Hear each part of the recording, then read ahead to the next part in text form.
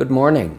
We are at the midpoint in the 30th week of our church year, and today I would like to review briefly one of the last of the Beatitudes taught to us by our Lord Jesus in the Sermon on the Mount. Today's Beatitude is this: Blessed are those who are persecuted for righteousness' sake, for theirs is the kingdom of heaven. Jesus is the model for us of what it is to be blessed and holy, of course.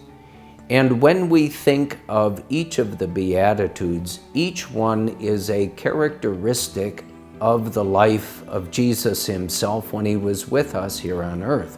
And certainly when we read the Gospels, we know that from the beginning to the very end of his public life, and even before that in his infancy, he was persecuted in the sense that someone or some group, such as the scribes, Pharisees, Sadducees, Herodians, Pontius Pilate, King Herod, all of them in one form or another were always, in a certain sense, hounding him, trying to make him slip up in his speech or in his actions, and therefore really persecuting him.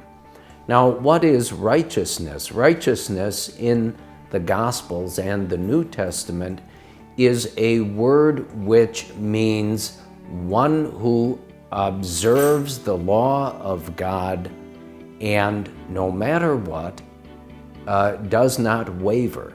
And so when Jesus says, Blessed are those who are persecuted for righteousness' sake, for theirs is the kingdom of heaven, he is saying that for you and me, when we keep the commandments and really keep them, not just the outward show of keeping the commandments, but we keep them in our minds and hearts, and then that shows in the way we speak, think, and act.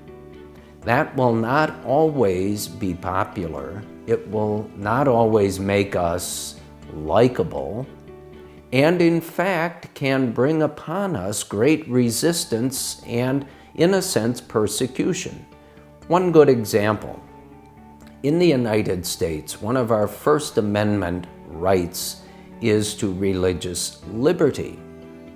Now, for any person, Catholic, non-Catholic, who is a religious person, we have the right by law not only to worship freely according to our faith, but we have the right in law to live that faith in the public square, in the public forum.